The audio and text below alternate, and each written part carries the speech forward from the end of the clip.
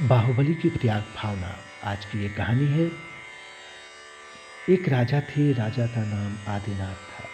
वो परम धर्मात्मा, कृपालु, दयालु प्रजापालक थे। राजा को एहसास हुआ कि वो वृद्धावस्था में पहुंच रहे हैं। अपने बड़े पुत्र भरत को उन्होंने बुलाया और कहा, पुत्र, मैं अब बुजुर्ग हो रहा हूँ और मैं चाहता हूँ कि राज्य का त्याग कर मोह माया से मुक्त होकर अपने जीवन को सफल बनाऊं, प्रभु की गान करूं, धर्म अध्यात्म पर चर्चा करूं और संन्यास को प्राप्त करूं, जिससे मैं जीवन को सफल बना पाऊं।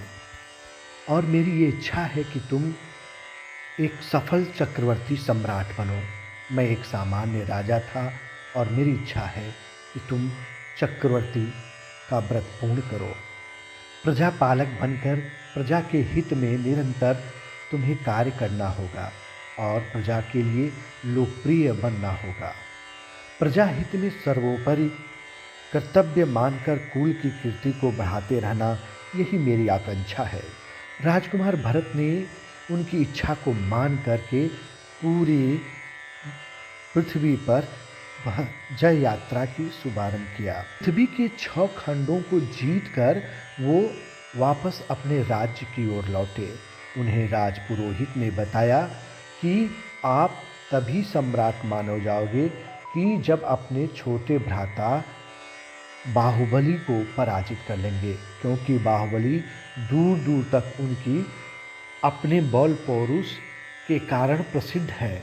उन्हें पराजित करना ही आवश्यक है, ये धर्मानुसार भी है।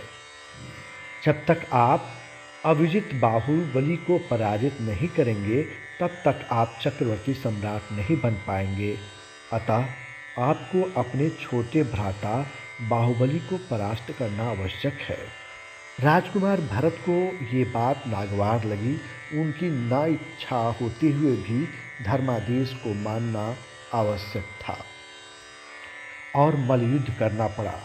अंततः बाहुबली ने भरत को दोनों हाथों से ऊपर उठा लिया और भरत ने कहा, अनुज, बाहुबली में पराजित हुआ, तुम विजेता हो।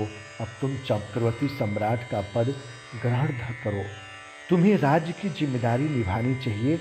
बस मैं इतना कर सकता हूँ कि तुम मुझे जो जिम्मेदारी उत्तरदायित्व दोगे, उसे मैं सत्यता और ईमानदारी के साथ निर्वहन करूँगा।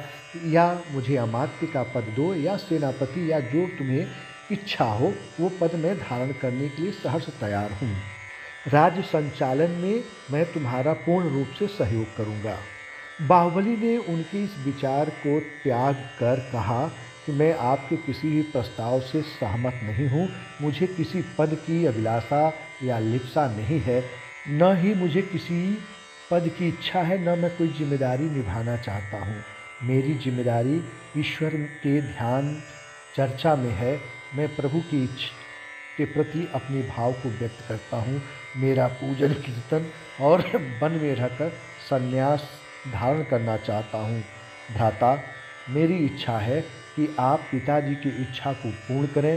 राज्य का संचालन आपके ही द्वारा हो और आप ही एक अच्छे प्रजापालक, हितकारक राजा होंगे। बस कृपा ये करें मुझ पर कि आप मुझे आदेश दें, मैं वन में जाकर ईश्वर की आराधना और साधना कर सकूं और जीवन सफल बना सकूं।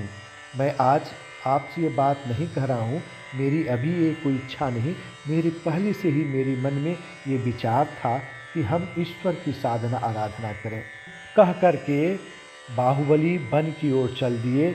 इस कहानी से सीख मिलती है कि लोभ लिप्सा से मुक्त व्यक्ति मोह और भय से मुक्त होता है। ऐसे कृतित्व व्यक्तित्व की अमरता सदियों तक जीवित रहती है।